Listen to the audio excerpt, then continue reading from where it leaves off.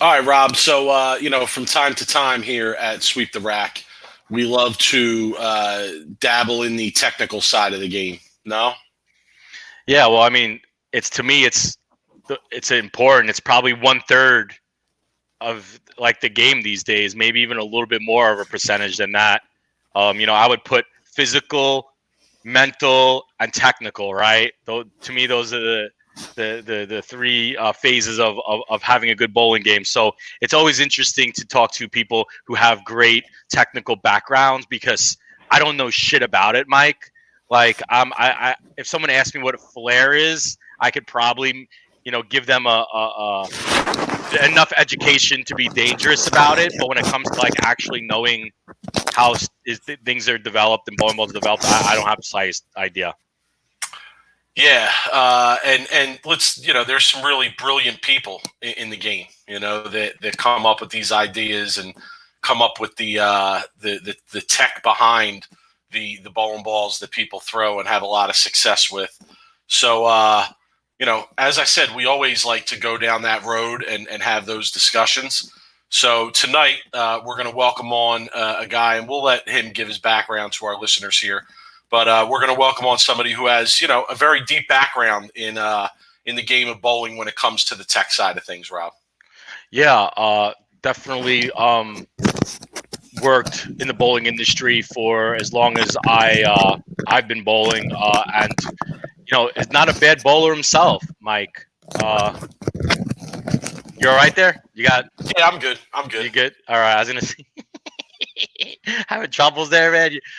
Yeah. So I was just saying, like, he's been in the bowling industry as long as I can remember. Also has some college bowling experience too. So we love to get into a little bit of that. And yeah, Mr. Ronald Hickland, let's bring him on here and say hello. What's going on, guys?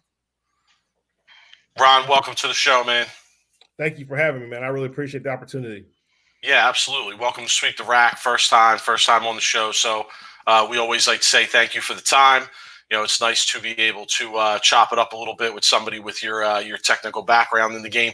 Love the artwork on the wall too, Rob. What do you think about that? What's your opinion on the artwork? I give that an A+. Yeah, I mean, that's probably like, it's either something he bought for $5 at a flea market or it's like $100,000. Yeah, off it. Go ahead. I say it's neither, bro. I'm at a hotel, so this is the hotel. Oh, Marriott putting in the room that I'm in right now. You know what I'm saying? That's all them. So that's what's going on, though. Okay. Hey, man. All right. So how are you holding up during this? Obviously bowling's been on hold for a while now. How have you been holding up through all this? Obviously, I guess anybody in the industry, can only do so much with everything kind of shut down. Yeah, I mean, we've been really fortunate, currently with our business model, it's a little bit different than everybody else's, right? So, we sell direct to consumers. We have a staff. We have a staff of almost 3,000 people. So we're able to still move product. We're still able to communicate. We're still able to have people to support us when this industry has been shut down, thankfully. We also do support the rest of the industry, manufacturers, distributors, pro shops as well. Obviously, all of that really stopped. Right, the distributors weren't ordering because there was nobody to sell to. No pro shops. Pro shops stopped ordering because there was nobody to sell to. But consumers, a little bit different. Consumers still were willing to spend some money and they were willing to support us during this time. We've been very grateful to have the staff and consumers that we've been able to have. So we're doing okay. Yeah, and we'll swing back around later in our talk here, and you can kind of clarify for people what products you're talking about there, et cetera. But let's start here where we do with most of our guests, just so our listeners can get some background. What is your background in the game of bowling? How have you reached the place that you are now at? So it's an interesting story. So when I was 14 years old, I met Mo Pinnell, and I met him at a bowling event, and I was like, well, tell me a little about your job. Like, what do you do? He's like, well, he designed bowling balls for AMF at the time. And there were three things that I thought were really cool about this guy when I met him. One, he was famous in bowling. Like, everybody knew who he was. I was in the pro shop. He was in the pro shop laying out balls. And everybody knew who he was. So I'm like, okay, that's cool. Two, he had this medallion, and it was a medallion that AMF had given him for the sumo. He had designed the sumo bowling ball. And he said, well, AMF gave this to me when we sold 100,000 units, and I was getting a royalty of $5 a ball. So I'm like, hey, that's $500,000. That's $500,000. I'm like, so he's rich too. That's okay. That's cool. Then I was like, and then number 3 had this watch. He had a black Movado watch. I just thought the Movado watch was really cool. So I was like, so what kind of job? Like, how do I get your job when I grow up? And he was like, well, you got to go to school, get a degree in engineering, chemical if you want to do the cover stock, mechanical if you want to do the core, and you got to really work hard to get in the industry because there's only four or five people that do what we do. So I was like, all right, that's what I want to do when I grow up. So I went to school at Purdue University, got me a degree in mechanical engineering, and worked for free for 2 different companies during my spring breaks in college.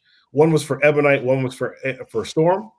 And through those, they weren't really internships because they were actually just at their USBC booths. It was a ABC booth at the time. So I was able to get in and know those people, know who all those people were. And from that, ultimately, right out of college, I went to work right for Ebonite, right out of college. Yeah, we had Mo on not too long ago, right, Rob? And he definitely mentioned, because we brought him on to talk about the 3D offset Purple Hammer, and he wanted to talk more about the Sumo. In fact, he had me go and watch a video before the interview that talked a lot about the groundbreaking technology in the Sumo at first, and he had mentioned how that it sold 100,000 units. So yeah, that's not the first time we heard that story, but quite an interesting guy, to talk to and lead you down a certain path. Were you already involved in bowling when you met him, I assume? Yeah, so I had worked in a pro shop before I had met him, and I would call the manufacturer just to kind of find out what the latest scoop was, what was going on, what was new, that kind of stuff. But I didn't really know what I wanted to do. My dad has been a bowler my whole life. He's been take me all over with him, from when I was, in diapers, going to bowling tournaments with him. So I was around bowling my whole life. And after meeting him is when I decided that so I can be rich, I can be famous, and I can have a cool watch. So if I can have those 3 things, then that's what I want for my life. So I'm going to figure out how to go down this path. Obviously, it wasn't as easy as that, but nonetheless, I was able to, be able to get that position at Ebonite right out of college and went immediately into designing bowling balls. All right, so you had to be a pretty sharp guy in high school, though, to get into Purdue. I mean, it's not an easy school to get into. So interesting story about that too, right? So I had to work my butt off. When I came into Purdue, I was actually a semester behind. There was one class that I'll never forget. It was almost a remedial math class because engineering is all math. So I was a semester behind in math, and the teacher says, "Here's the deal." He said, "There was like 900 of us in this room." And he says, "Of you guys, there will be less than 1% that will go on to be actual engineers." And the reason being is because the math is so hard. He says, but if you're willing to put in the effort, you're willing to put in the work, you'll be able to succeed. And going through, I was able to pass that class with a C. So it wasn't great, but I got through the class. And this is where the story gets really interesting. So there was a physics class that everybody had to take. This is 151. And in that class, 3/4 of the way through the semester, the class average was a D. So like everybody was failing, including myself. And I remember calling my mom and dad. And I was crying. And I was like, I can't do this. It's too hard. I'm failing this class. I want to be a bowling ball designer. I want to be an engineer, but it's just too hard. I can't do it. And my dad said, I'll never forget what he said. He said, "Boy, what are you crying for? You want to design bowling balls, right?" And I was like, well, yeah, but I can't because I can't pass this class. So I'm going to give up. I'm going to not take the final. And instead, what I'm going to do is I'm going to go find me another major. He's like, "No, you're not. Not on my dime, you're not," because he was paying for college, right? He's like, "Not on my dime, you're not." He's like, "You're going to go take that final. You're going to do the best you can, and you're just going to let the chips fall where they may, but go take that final." So I was like, I got like a 32% in the class. So like, I'm not passing. Like my roommate was like, "Bro, like we're going to go out. And we're going to go, do some fun stuff. Do you want to come with us? Because taking the final makes no sense." Well, the way the class was set up, 80% of your grade was the first 3 exams or the final exam. So at the first 3 exams, the class is this terribly D- average. I'm at like 32%. So I'm like, well, I can't get there. Well, anyway, long story short, I go into the final, and let me back up. Every time we take an exam, the professor then gives you all the answers, right? He gives you all the answers and how to figure them out. So I got my notes. I'd been studying, the whole nine, but I'm like, this is worthless because the first exam sucks. This final's going to be even worse. Go to the final exam, sit down, multiple choice. I look at the first question, and I'm like, I read a question. It's got 4 answers, whatever. I'm like, man, I've seen this before somewhere. It's open book, open notes, because these exams are impossible. Like, they're impossible. Open book, open notes. Look at the first question. I'm like, I've seen this before somewhere. So I go back and look. It happens to be the first question from the first exam that we took. So I'm like, well, I know the answer to that. That's B. Circle B. Next question. That's the second question. So long story short, he actually, the final exam was the first 3 exams verbatim. So all you had to do was go back and understand the information from the first 3 exams, go back, get the answers from the first 3 exams, and you were going to ace the final. So I was done with the final in 20 minutes. I obviously aced it because I had all the information there. And I ended up getting a B out of the class because the way it was weighted. So come to find out, that was a weed out class. They called it a weed out class. And it was meant to kick people out of engineering, not even let them get into the actual discipline of engineering, but kick them all out if they had never experienced failure. So at the end of the day, because of that experience, because of that situation, I became very determined to go ahead and finish and get my engineering degree. Got my engineering degree right out of college, went to work at Ebonite, started designing bowling balls. All right, so let's get into the bowling, right? What bowling balls did you design? Give us some names. So you worked for Ebonite for like 13 years, yes? Yeah, I was there for almost 15. So I did all the balls. Okay, so this is a long list. So give us the hits here. We know there's a lot of big hits on there. The ones that most people are probably familiar with are the one, Total Envy, Black Widow, Red Mission. Those are probably some of the one Game Breaker. A lot of balls that if you threw it exactly. See, if you got an EBI ball within the last decade, more than likely, and you still have it, more than likely I probably designed it because there was a fair amount of decent ones in there. Obviously, there were some bad ones too. It's like anything else, but nonetheless, that experience for me was very educational because one of the things that I was able to do was test all of these ideas that I had in my head and confirm or deny all of these things that I thought were true prior to getting into bowling. Well, I got a question. I got to jump in here because I always wondered this. And when you guys go through a testing phase of a bowling ball, right? So you guys, obviously there's phases of a bowling ball. You're going to release it. And then before, like for the, whatever it is, a month or two, you guys are testing it on different lane conditions. Obviously, you're probably bowling. You probably have a lot of other bowlers there that are bowling, right, in their testing facility. Do you know at that time that this ball is not going to be good and like you just got to release it anyway because you're so far into the process? Or do you guys really think that like every ball you release is going to be good, or do you know, like, and it's like kind of like an inside secret, like, yeah, this ball is not going to be good, but we got to release it anyway? So what I'll tell you is this. So, I was there when it was just Ebonite. I was there when Ebonite bought Hammer. So it was Ebonite and Hammer. And I was there when Ebonite bought Track in Columbia. So what I will tell you is this.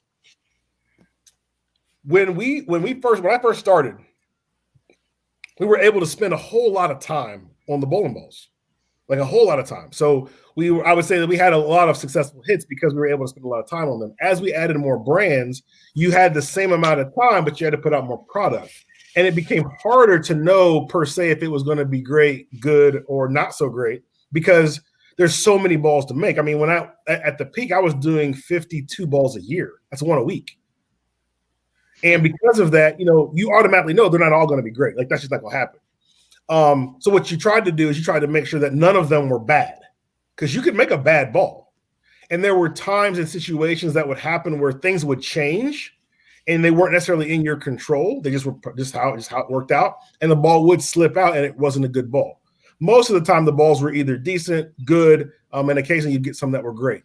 But at the end of the day, it's like anything else. The more time you can put in on it, the more time you can hone it, can tweak it, can change it, can do those kind of things, the better off that product ultimately is going to be.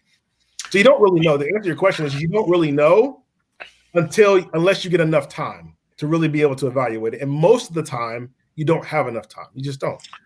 Yeah, it's funny that you bring that up. That's one of my main beefs with the bowling ball industry over the last, I'd say, 10 years is just the volume of balls that come out today is just utterly ridiculous.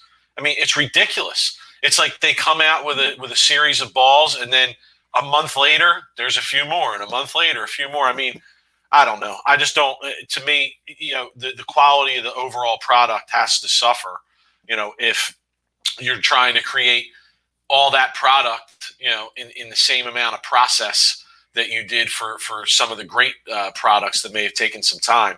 But the list you gave us there, I have a lot of questions, a lot of different directions I could go, though. But somebody I really respect in bowling, whose opinion I value very highly, actually said that the Game Breaker was the best bowling ball ever made.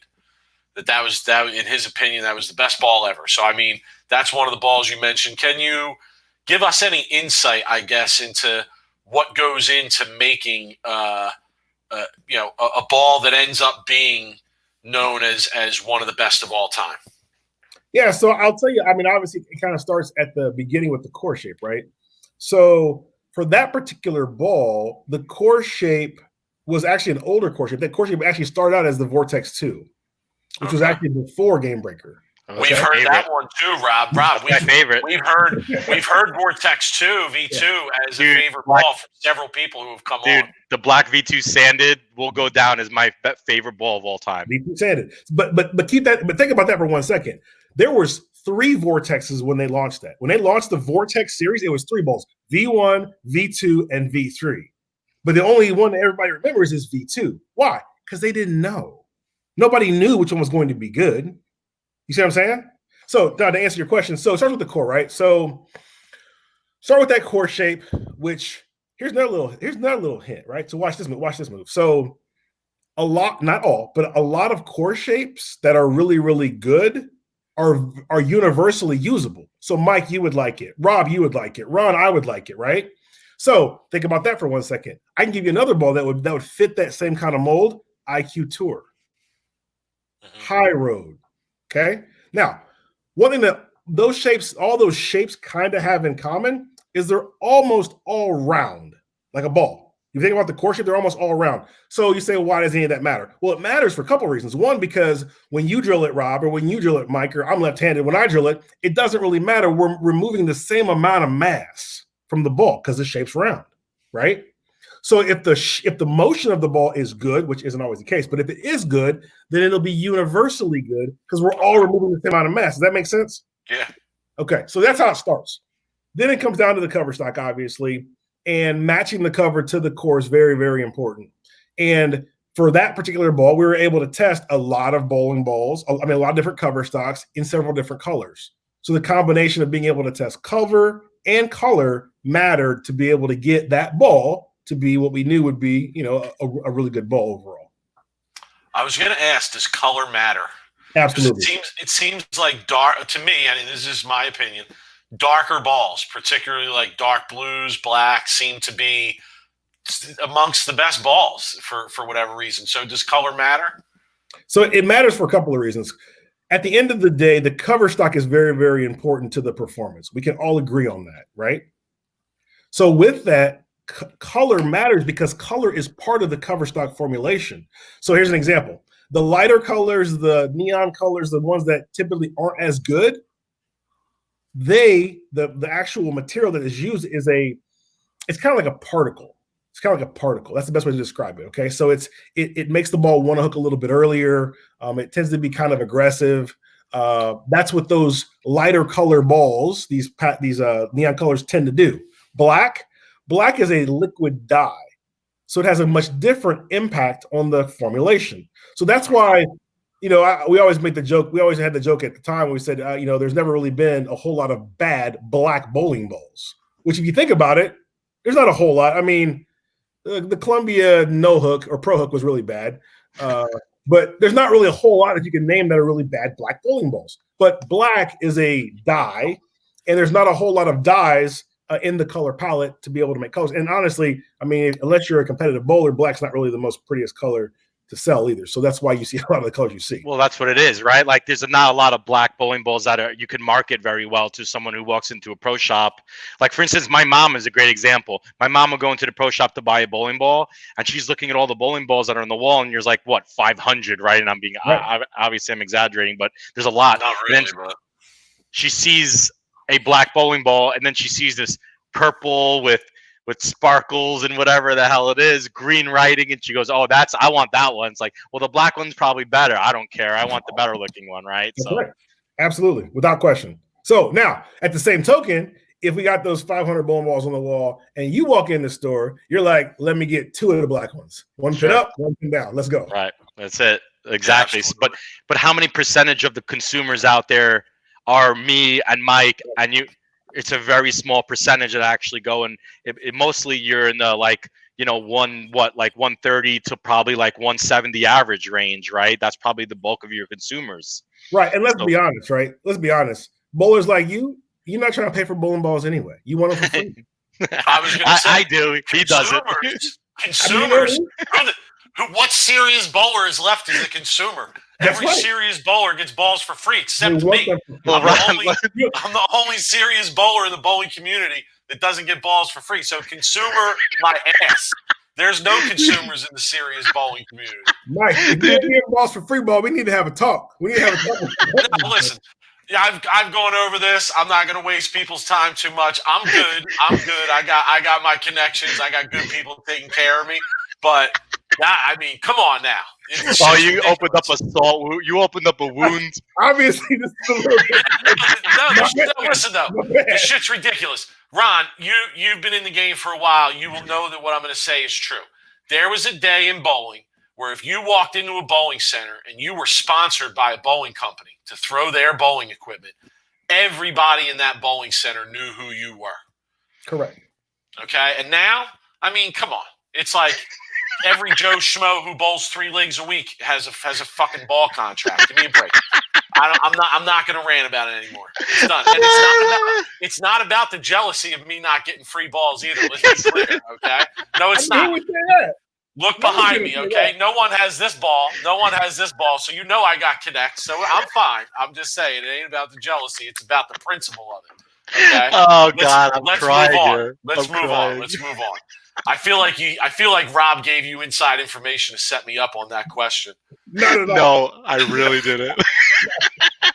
So Purdue, right? Let's talk a little bit more about Purdue.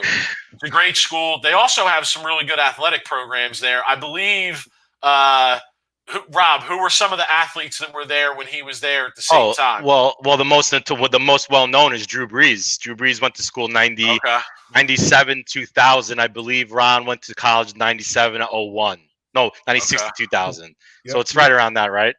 Actually, I was on that 5-year plan because I told you I started a semester behind, so it was 96 to 01. Me too. Sure. So did you ever run into Drew Brees at a party? I knew he was a fraternity guy because he actually went to my fraternity. He was in the same fraternity as me. So I think it was him or Romo. I could be off on that. But I knew he was a partier. But did you ever run into him at a party, or did you ever see him? Occasionally you run into Drew. I mean, I'm sure he's a much different person now, but he was so chill and laid back. You know what I mean? Like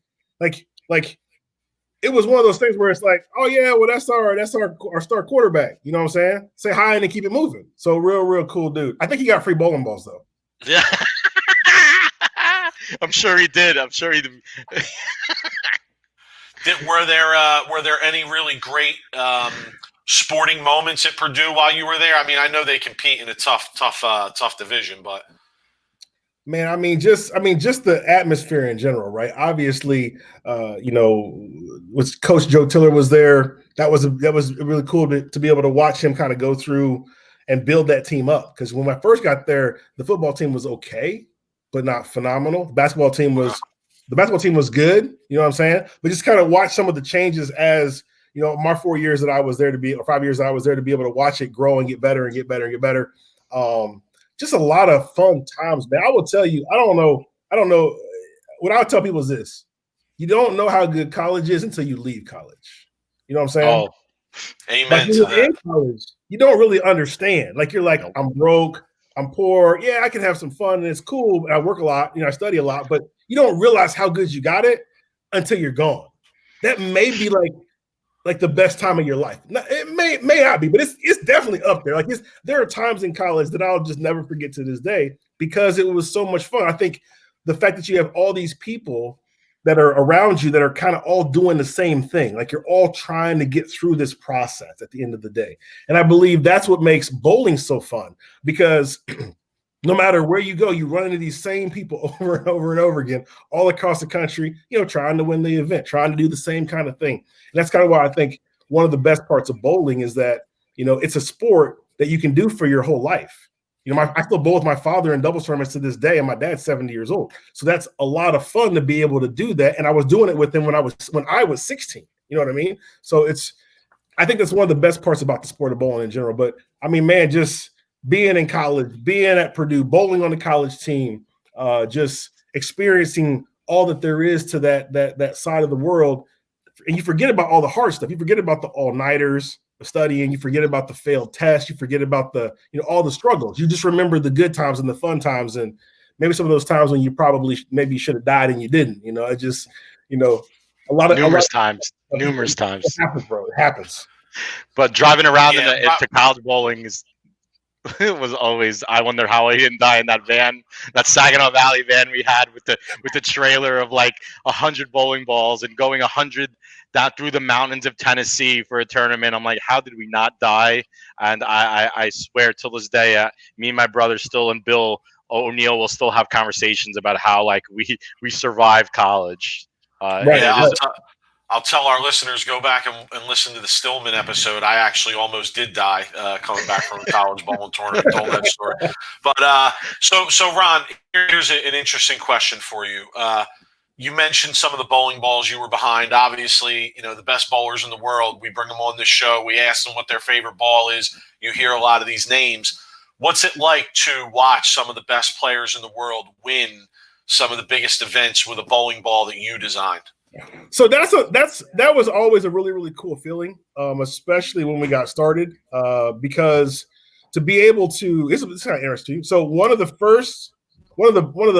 most memorable times I have is there was a guy, and Rob, you'll remember him. His name was Art Brown. Oh yeah. Okay. So Art was an amateur. At the time, we were real, real close, and we actually got Art Brown to make the TV show at the Masters. I remember that. Yep. And at that particular time, the one was really popular. So I drilled him like 7 ones for the TV show. You know what I'm saying? So it was really cool to be able to get somebody that was an amateur all the way to a national television show to be able to compete. He won his first match and losing his second match. But then you look at all the big name pros that you're able to help. Tommy Jones's, Bill O'Neill's, Chris Barnes, just being able to work with these guys, being able to be in their presence and learn from these guys was very, very helpful and humbling because, I knew at a very early age that it's like, well, I'm only going to be able to get to this point from a bowling standpoint. And I enjoyed it. But then to be able to see these guys that had all this crazy athleticism and all this crazy talent and be able to have a little bit of help, or be able to give them a little bit of help to help them get to the next level, just unbelievably awesome and amazing to be able to watch people be able to strike and use products that you were able to design to help get them to, be able to achieve their dreams and win tournaments and that kind of stuff. Awesome. Absolutely awesome. Now, I got a follow-up question to that. So would you, when you guys are developing bowling balls, would you ask the pros to come and test? Would they give input? Because I know Barnes. Yeah, I know Chris Barnes, just by talking to him and interviewing him a few times, we nicknamed him the professor because of how smart he was. Would you ever guys? Yeah, would you guys ever come on and get Chris to come into the facility and test bowling balls, or Tommy? Yeah, so absolutely. So I remember a specific test that we did where we actually had Chris, Bill O'Neill, Mike Fagan, and there was one other pro. I can't think who it was, but it was one other pro. We actually were working on a ball for the World Series of Bowling because for whatever reason we were struggling at the World Series of Bowling, right? So what we did was we actually went to Vegas. We went to South Point Bowling Center. And we actually had all these pros testing these bowling balls. helping us to figure out and come up with the ball that was going to be best to be able to work in that environment. So that was one experience I can remember right off the top of my head. That was a lot of fun. Chris gave a lot of good feedback. It was cool to watch those guys, kind of do the same thing, kind of banter back and forth and kind of talk through, what ball they like. They didn't know what the balls were, but they had a good idea of, this is the shape that I'm looking for. This is working best on the fresh. This is working best on the transition. This is working best when it breaks down. So that was a lot of fun. Yeah, that's awesome. That's awesome insight. I would also, just to clarify, like, when you're testing balls, you're talking about balls with no labels on them, only, I would guess, markings that you would be able to identify or the company would be able to identify, and they're just running through them and developing opinions on them. Correct. So these balls they're unmarked. You can't tell what they are at all. They have no labels. They're all the same color. There's no way to distinguish what's what. So it's cool too to be able to watch these guys really be able to discern ball motion, well, this ball, it does this differently. This ball does this differently. And we would have notes, I'd have notes to be able to keep track of what they were. And it was always really interesting to see at that level of a player, you can tell nuances, you can tell differences. You can see these RG changes, these differential changes. You can see with this ball, really good. It may be a really good ball from the beginning, but it's not a good ball overall because when the lane breaks down, it's garbage. So, man, I can tell you, I was very, very lucky to be in a position to work with a lot of those people for a long time and to be able to learn a lot from them as well. Because as a player, your perspective and perception is a lot different than as you are as just if you're not on the field. You know what I mean? Yeah, absolutely. So, bowling's a business, right? And that this is business is business. So your relationship with Ebonite eventually came to an end. Yep. February 26, 2015. I'll never forget that day. You want to talk about that day? I'd like to hear about it. What's going on? Okay, sure. We can do that. So this is what happened, right? So I'm in Chicago doing a ball test. We did a lot of ball testing in Chicago because there's a whole lot of bowling centers in a small radius area. So we'd go to like seven bowling centers and do testing. So I have a first out flight to fly back down. I did the testing the night before. First early morning flight out like 5 a.m., 6 a.m. and flight back. So I get on a plane, I fly back. I land and my boss is like, hey, you need to make sure you're here for this meeting that we're going to have at like 9:00. So I'm like, yeah, no big deal. I'll be there. So I fly back, I drive in, I walk into his office. No, let me back up. As I'm walking into the door, I see one of my coworkers walking out and he's distraught, tore up, So I'm like, hey, what's going on? And he's like, they just fired me. And I was like, uh-oh, that ain't good. This is a bad deal, bro. I'm like, well, I'm sorry. Like, I don't know what to say. I don't say, but I have to get in to go to this meeting. So I get in, I turn the corner in my boss's office, and I see the other gentleman sitting there who was in charge of he was in charge of all the firing type stuff, right? So I walk in and I'm like, guess I'm getting fired too. So I sit down, they hand me this paper. I have a picture. I took a picture of it. I hand me this paper and it was like, this is the important information regarding the termination of your employment. So they say, hey, my boss is really sad. My boss is in tears. He didn't want to let me go. The other guys really kind of helping to move the process along. I'm not in tears. I'm like, is this real life? What's happening? Like, I'm the ball designer, bro. Like how you gonna fire the ball designer? You know what I'm saying? And 14 years. That's a long time too to be one company. 13, 14 years is no joke. It's the only job I had. It's the only job I ever had out of college, obviously. So they were like, my boss was real cool with it though. He was like, look, if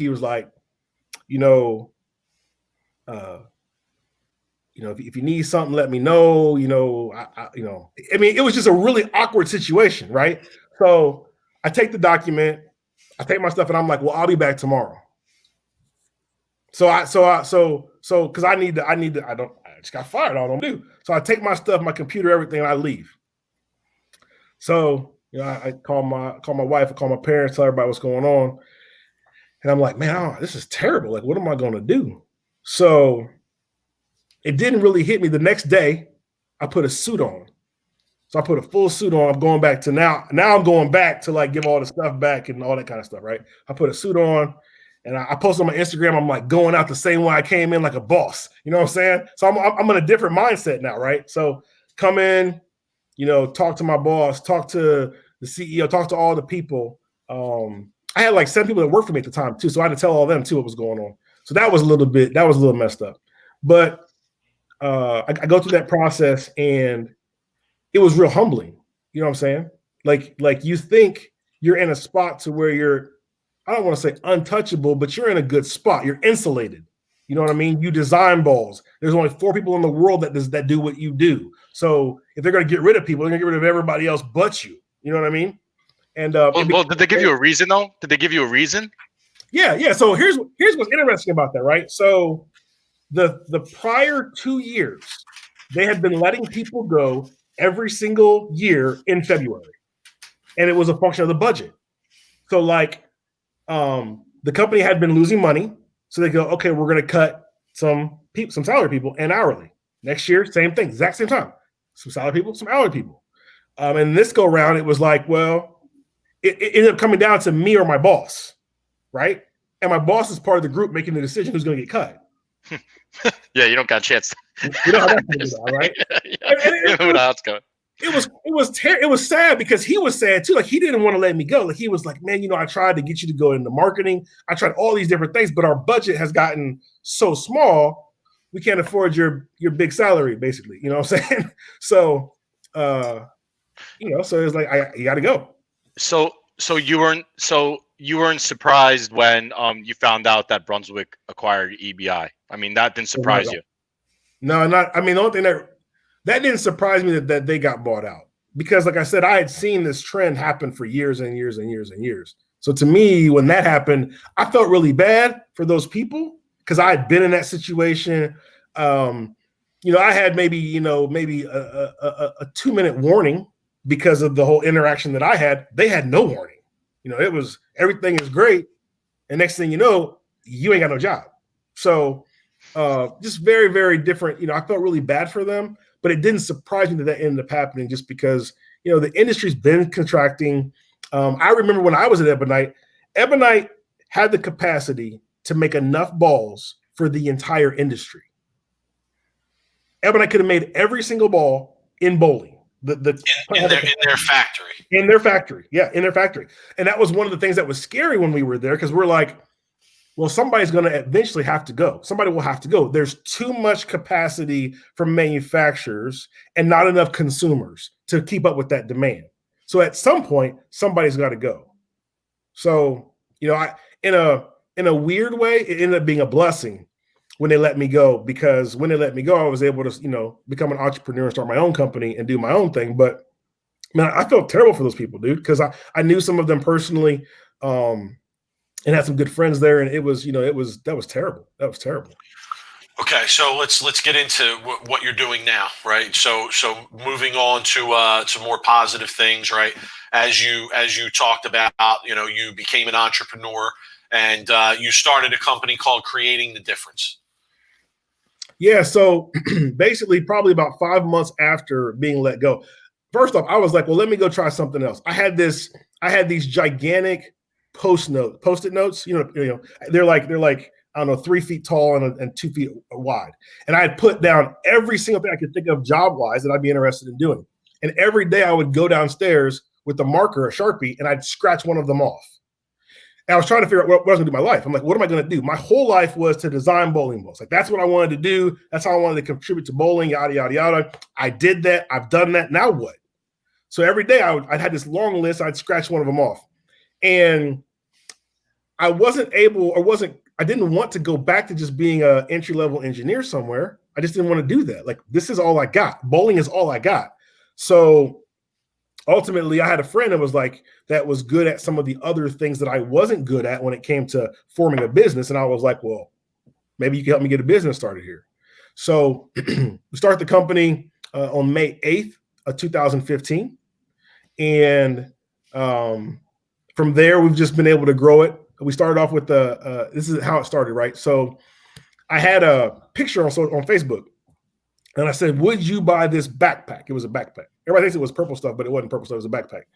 The backpack had all these items that I thought somebody would like to have in a backpack, right? So they had nail clippers. It had a knife. It had Aberlon pads. It had all these different things. I said, would you buy this for $70? So I posted on my Facebook page, and I have like 400 people say yes. So I'm like, guess I should start sourcing some of these things. One of them was a ball cleaner. So I was like, well, these items I need to go get from here. I can get this from here. Ball cleaner. Well, I can make a ball cleaner. So long story short, one of my good friends that was a bowler, I was like, hey, I'm going to make some stuff up, get some stuff from some different chemical companies. We're going to try to get a formula together and see what you think about this performance. So we do a big test, and we were poor. Like I was poor. Like my testing bottles were Aquafina bottles. Like that's how we were rolling. We were rolling with some Aquafina bottles for the initial test. But anyway, long story short, we ended up coming up with a product, called it Purple Stuff, and we sold the backpacks out immediately. But the purple stuff, the cleaner, it kind of started catching a little bit of fire. And we went to an event where we were able to sell purple stuff. And when we were able to sell it, people were buying it as fast as we had the stuff there. So like we sold purple stuff, but we also sold a pad that you could put the purple stuff on to use it, right? And my friend was sewing the pads, like they were sewing the pads there. And I had them sewing the pads as quickly as they could because I was selling the purple stuff with the pad faster than they were making the pads. At that point, we're like, we got something that'll actually work here. And then from that point on, the rest is kind of history. We just kind of started growing from there. And go ahead. Yeah, so I've seen some of the videos, et cetera. I'm a little bit familiar with it, but give our viewers the technical aspect behind your main product there. So now, right? So that was when the time when everybody could use ball cleaning products during competition. Obviously, right. Now you can't do that. So we've pivoted away from that. We've pivoted a couple of different ways. So we've got products that we have people use that are before and after cleaning products. One of our more popular products right now is a sanding pad. One of the biggest problems that I had in bowling industry is that a lot of products that are used in bowling weren't made for bowling. So we were like, well, why don't we make a sanding pad for bowling? Aberlon pads are great. We've all used them. We all know what they do, but they weren't made for bowling. So we actually went to a manufacturer in Germany and had them help us develop a sanding pad specifically for bowling balls. And our pads cut at the number written on the pad. So long story short, that's been very, very well received. We've got our pro staff uses the True Cut. They're called True Cut sanding pads. We have other companies, other people, other companies, pro staffs use our True Cut sanding pads, and that's kind of been a runaway product. And since then, I mean, we've probably got now probably 12 different types of products in general, and we're always coming up with new things, always. So it sounds like you kind of created a bowling solutions company. That's exactly what it is. That's exactly what it is. The things that we do are all rooted and built upon solving bowler problems, whether it's keeping your ball clean with the purple stuff or Wow Factor ball cleaner, whether it's keeping your ball from losing the performance with like a product like So Fresh, So Clean, whether it's if your bowling ball has lost performance, bringing that performance back with the product called the Clear, whether it's getting your surface right with True Cut sanding pads. We just did isopropyl alcohol, bro, because there's a shortage of isopropyl alcohol, and they just made a rule suspension where you can actually use isopropyl alcohol during competition. So we've got that. We just did mask. You know, people need masks. And the problem that I had with masks, I had like 12 different masks, but couldn't breathe in them. It cost claustrophobic, couldn't breathe in them. So we ended up developing a mask with a company that you can actually breathe in. So at the end of the day, you're 100% spot on. We're really a bowling solutions company. And it starts from our perspective with education. We just do tons and tons and tons of free education. And to be quite honest with you, I could care less if you bought our products or not. I'm more interested in about helping you become a better bowler, because if you become a better bowler, you'll stay in bowling, you'll tell somebody else about bowling, and that's how everybody ends up winning this whole thing. Yeah, so where can direct people to where they can check everything out? So a couple of things, right? So if you're interested in the products, right, that's just our website, which is ctdbowling.com. That's our website. You can see all of our products there. I would encourage you to go to the blog page, because every time we launch a product, we do a blog on it, which is kind of the explanation of the problem that we're solving. As in addition to that, there's just tons of just general information, like just how to be a better bowler type information there. And then on my YouTube channel, which is just my name, Ronald Hickland, on YouTube, there's probably 400 or 500 videos there, and they are all geared toward helping you become a better bowler, understanding transition, understanding cores, understanding covers, understanding all of these nuances of the game that, that bowlers don't typically understand. And I can give them some insight because of the position that I used to have. So there's a lot of things that I can talk about that, other people can't because they don't have that experience. They weren't able to go and take 256 bowling balls and get them all drilled and get data and information from them to really understand how drilling works. You know what I mean? They weren't able to work with, tons of elite professional bowlers and begin to pick their brain to understand how these things kind of all fit together to make them who they are. So what was that website again, Ron? You said CTC Bowling? CTD. CTD, creating the difference. Yep. Created CTD Bowling. Okay. Yep. Definitely. If you're listening, I love the idea, Ron. I mean, like there's so many things that, especially when you're in the industry and you grow up in the industry and you're like, man, I would love to come up with something that, solve that or figure that out. And you have definitely the mind to do it. And with all the bowling connections and to just do what you're doing is pretty awesome. So yeah, it's very commendable, man. Keep doing what you're doing, dude. Seriously, maybe even put Big Mike on staff, man. That was my first thought. So I'm glad you brought that up, right? Because my initial thought was, so we actually have one of our best commodities that we offer is we have a staffing program, right? And one of the problems that I always struggled with understanding ball staffs, right, is that I'm like, well, you give these people bowling balls, but you don't make them help. You don't help them get any better. So when we did our staff, I was like, we're going to do it differently. First, we're going to allow anybody who wants to join the ability to join, right? So we've got a regional staff program. It's free to join. What happens, though, is you're able to get into this Facebook group that's a private Facebook group. We've got about 3,000 people in there, and we talk about every and any topic that's bowling related. So you have a question about, hey, I have a physical game question. You can post a video in the staff group, and only USBC certified coaches are allowed to respond to that. So you can get real legit coaching. If you've got, general questions about layout or surface or what kind of balls you like, everybody can kind of chime in on those kind of things. But that group is purely focused on helping bowlers become better. We have bowlers in there that average 90 and bowlers that average 250, all the way to our professional staff. We've got 3 people on pro staff. We actually are a sponsor of the PBA. So we have EJ Tackett, Michael Martell, and Ryan Simonelli. They're all on our staff, and they're also in the group, and they chime in and help out too. So it's another opportunity for bowlers to just be able to just soak up information. You don't have to pay a dime for any of that. If you do like our products and you want to get them on a monthly basis, then we have a paid program called National Staff, and it's a paid program, and you get products sent to you every month. You know what it is, and you still get access to the same information. And we've really, really, really, really, really have focused on trying to educate the bowler. Like that's the whole deal with what we're trying to do. Because I know, just like why I struggle at golf, if I get better, I'm more likely to stay involved. People ask all the time, well, bowling is getting smaller, bowling is dying, bowling is this, bowling is that. And they're like, well, how do you fix that?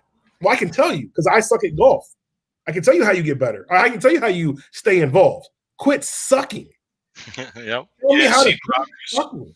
Let me see some sort of progress. Let me go from I can hit the ball, but I don't know where it's going. Teach me how to know where the ball's going. Well, in bowling, I can do that. In bowling, we've got coaches that can do that. So everything that we do is geared toward helping people become a better bowler, and that's kind of why I think we're in the position that we're in now. Yeah, and the game honestly needs that. It needs that. You're right. It's we've talked about it before, Rob. It's a big reason why. Bowling probably finds itself in the position that it's in. But listen, Ron, we don't want to take up your whole afternoon. We appreciate the time. People, check out the website, ctd.com. Check out his YouTube page. I've been there. If you want good, reliable information that's easily understandable on a lot of topics in bowling, check out the man's YouTube page. He's not lying about it. Ron, we appreciate it, man. Thank you for joining us. Thank you, Mike. Thank you, Rob, for letting me come on here. And Mike, we're gonna make sure we get you on this staff program. So we'll talk. And listen, tell the people. We say all the time. Anybody who wants to come on, hit us up, shoot us an email.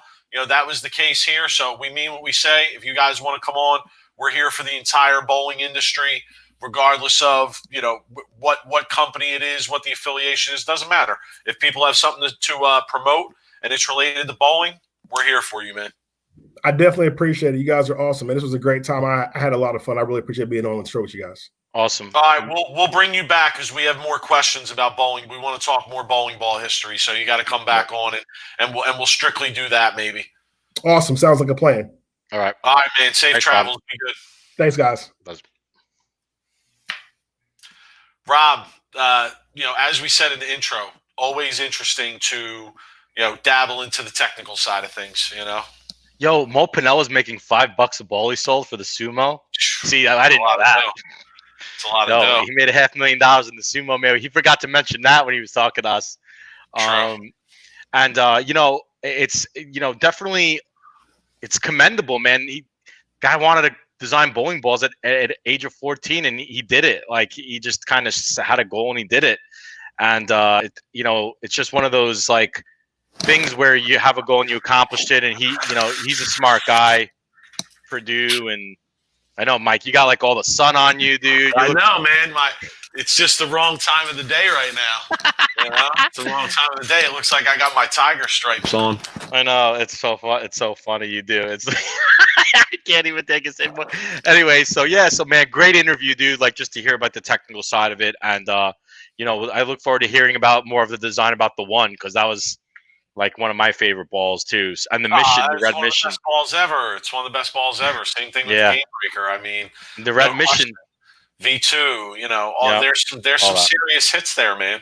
I know, but also interesting to know about the small downfall of EBI. Like, nobody really knew that was going down unless you were like there, and just to hear about every year they were laying off people, and we said it so many times about the different brands and them making all the bowling balls, and we didn't have to be working for the company to know that was the big problem. If they would have stayed with one company and like Storm kind of does, right? Now Storm is kind of branched off to multiple brands, but stay with what you're good at, put out quality product instead of quantity, right?